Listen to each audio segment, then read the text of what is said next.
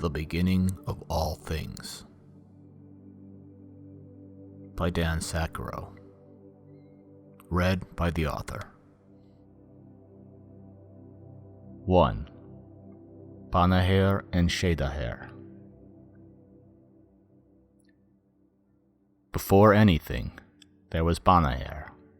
All things were nothing, and nothing was Banaheir, the father of emptiness, of the void, of non-being, of non-existence. Banaheir was not. All things began when Banaheir became aware that he was not.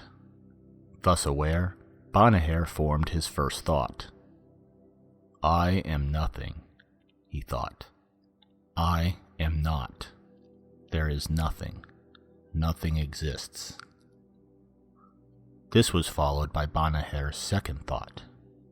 To have this thought, I must exist. Existence exists.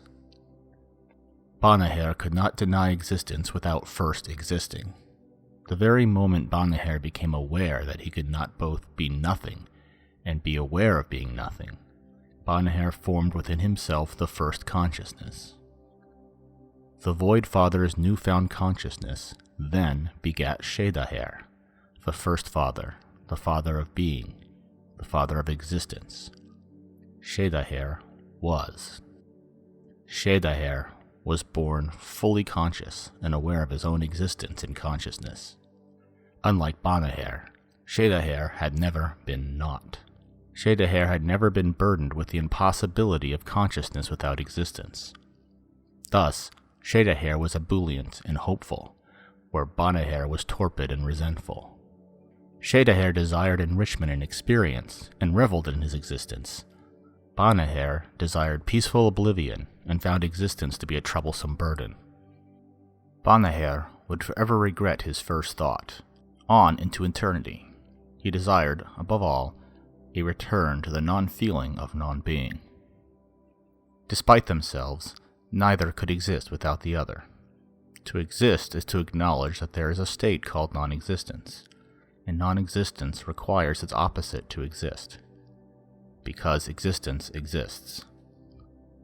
These irreducible forces which birthed Banaheir and Shaydaheir formed the beginning of all things, and all things that are and are not are bound irrevocably to them.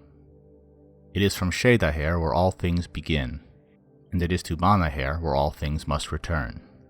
Without first being not, things cannot be, and a thing cannot be, but that they could also be not. 2. Shaydaheir's thought.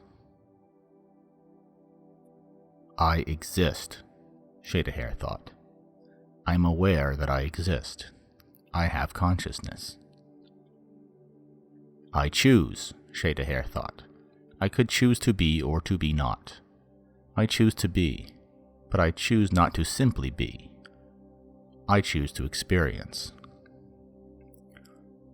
As Banaheir's first thought caused Shaydaheir to be, so too did Shaydaheir's first thought, his desire for experience, cause a new being to be. This being was Seth, the first being born of the first being who was born conscious. Like Shaydaheir, Seth marveled at his consciousness and existence. This pleased Shaydaheir, and Shaydaheir formed land upon which Seth could roam, and a giant tree under which Seth could peacefully repose, and from whose fruit he could comfortably partake. Seth too was pleased. The joy Seth felt at the sight of the first father was the greatest joy ever felt by any being thereafter. Shaydaheir took in this new experience, that of witnessing this purest contentment of his firstborn, and desired more. Shaydaheir then formed a new thought, and Seth was joined upon the land and about the tree by a host of new beings like himself. Shaydaheir watched them as they too felt Seth's joy, and was pleased. 3. Banaheir's jealousy. Banaheir was the Void Father, the father of non-being. He could create nothing. He envied Shaydaheir for his ability to create. But he also detested the very idea of creation, and wanted all things to return to nothing. The existence of Shaydaheir made that impossible, for with Shaydaheir there was existence. Banaheir could do nothing but watch on as the fruit of Shaydaheir's thought, his children, lay and relaxed under Shaydaheir's great tree, and partook happily of its plentiful harvest. Banaheir could never bring life into being as Shaydaheir had. He was angered that the only active creation he was capable of was a result of his own inability to deny his own existence. The Void Father soon grew weary of the sight of such a host of people glad for the gifts he could never enjoy, and set his thoughts toward divining some way of ending it. He could, however, do nothing, for he had nothing with which he could act. 4. Shaydaheir's disappointment. For a great long while, the children of Shaydaheir lay content in the warmth of the First Father's love. They wanted for nothing, and they had all they could ever desire. For a time, this pleased Shaydaheir, but soon he saw that while his firstborn Seth and the rest of his children were indeed content, they were content in excess. "My children," Shaydaheir spoke at last, "languish no longer, but go forth and experience. Grow, learn, create as I have done, for it is within you to create as I have done, and more. Through your creation, I too shall grow, learn, and experience." His children refused. Seth then addressed the First Father directly. "Why ought we go forth from this place," Seth said, "and away from our Father, whom we cherish and adore above all other things we could possibly discover, learn of, or create?" Shaydaheir then spoke again. "You have been granted all of what I am," he said. "Your existence is all that makes me what I am. This existence of ours is not to be spent in idleness, in stagnation, or indolence. My love of existence is yours. My thoughts are your thoughts, and your thoughts may too work as mine have done, to propagate, to promulgate the singular gift of life. Go forth, embark, explore, and experience." Still, Seth and his brethren refused. The First Father felt a great disappointment. 5. Shaydaheir's abandonment. Shaydaheir felt a longing for experience that his children did not. Though he had granted his children the very power of creation, they sought not to create, but to remain in the warmth of their father's presence, adoring him. The First Father's very nature required that which he could not have by the way of his first creations. And so it was, after time immeasurable, that Shaydaheir at last decided that this could not continue. Shaydaheir then turned away from his children and began his creation anew, hoping to instill within these new creations the desire to grow and experience as he had. Shaydaheir's love, light, and warmth was then taken from his first children, and they were cast into cold and darkness. 6. Banaheir's tree. Banaheir, the Void Father, had watched on as Shaydaheir, the First Father, abandoned his first creations. Seth and his brethren were suddenly lost and alone, and the comfort and shade of Shaydaheir's tree gave them no safety or succor. Their distress was greater than any felt by any being since, and so powerful was their despair that Banaheir felt something he had never felt, a desire to act. Banaheir could not create. He could only long to return to nothing. However, the jealousy the Void Father felt at Shaydaheir's love of existence grew into a desire to destroy that love, for it pained him beyond measure. The Void Father could not take action on his own, but perhaps he could subtly and gradually impose his own desire for non-existence on Shaydaheir's creations, and draw them back into nothingness. Banaheir saw his chance with Shaydaheir's attention engaged in his new active creation. The Void Father set to work first on Shaydaheir's tree. It was his intention to corrupt this tree, and turn it from a safe haven into a thing of gloom and melancholy, thus driving all those who sought to find relief under its branches to hopelessness and distress, and desired the peaceful release of oblivion. However, Shaydaheir's tree would not be so easily corrupted.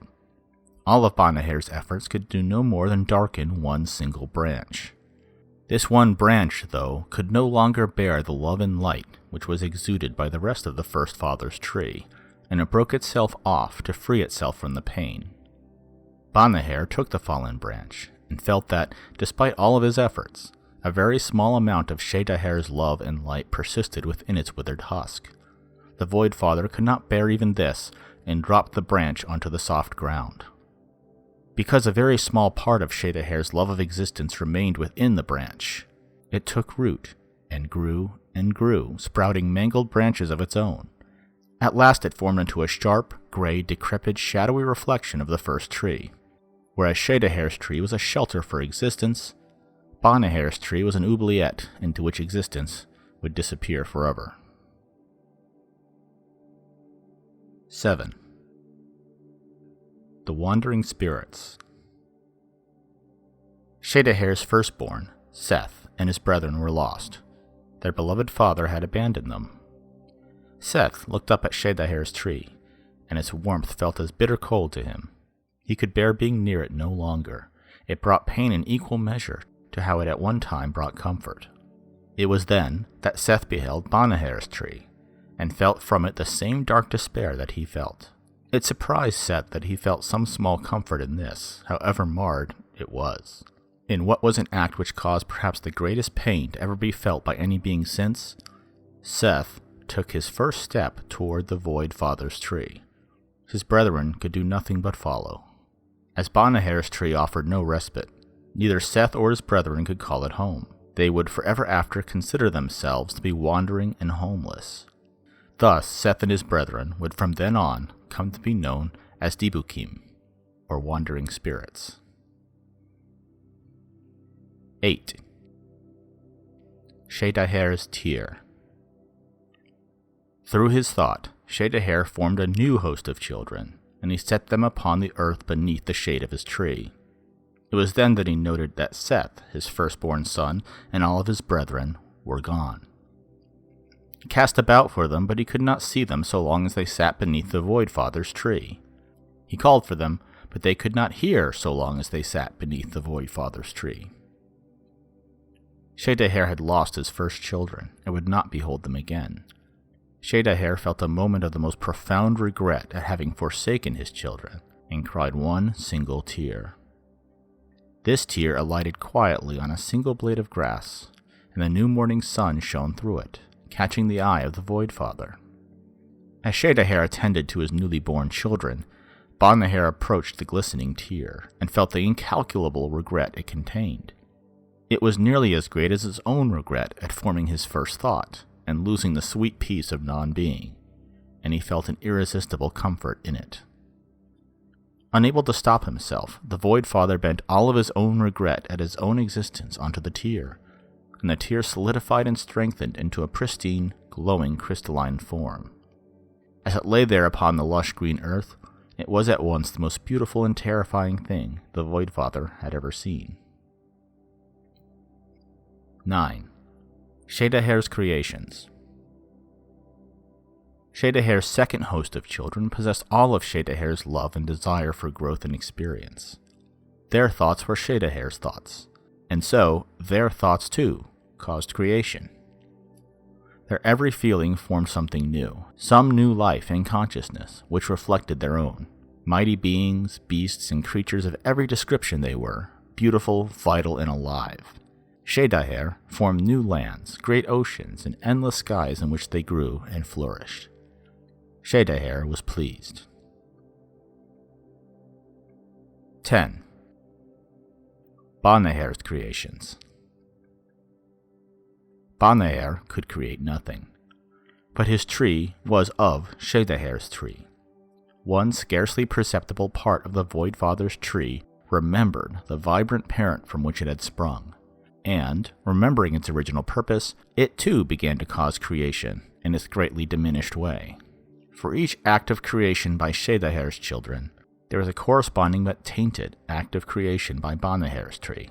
Unable to rise above the despair and darkness of its new nature, the tree birthed creatures and beings who sought not to glorify existence, but to pervert and undo it. In addition, for each new child of Shaydaheir, there came to be a new Dybbuk, which joined Seth and his brethren under the great tree.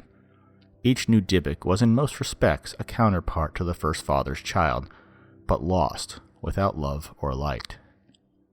Thus came into being the children of Banaheir, though he could create nothing. 11. Banaheir's corruption. The Void Father watched as the First Father's world grew more expansive and beautiful, and could do nothing but regret having caused Shaydaheir to be. For all of his efforts, Banaheir could do nothing but corrupt one single branch of the First Father's great tree, and even that led to nothing but additional creation, albeit of the sort nearer to his desires. To put an end to the existence which pained him so, the Void Father resolved that he would have to destroy Shaydaheir. But such a thing was simply not possible. Banaheir had already done all he was able to do. At that moment, Banaheir looked down at something he held, at Shaydaheir's crystalline tear, and he knew then what must be done. He hurled the tear out into Shaydaheir's world, and the regret it contained began to subtly seed all of creation. As long as this regret existed, both of the First Father and his own, Banaheir knew he would have the power to return existence to the void. But something happened then that Banaheir did not intend.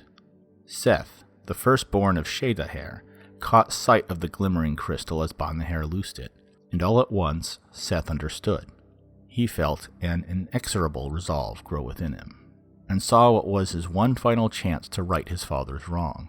He would find some way to confront the First Father with this manifestation of his greatest shame, and, having forgiven Shaydaheir, Seth and his brethren would return to the warmth of his light and love.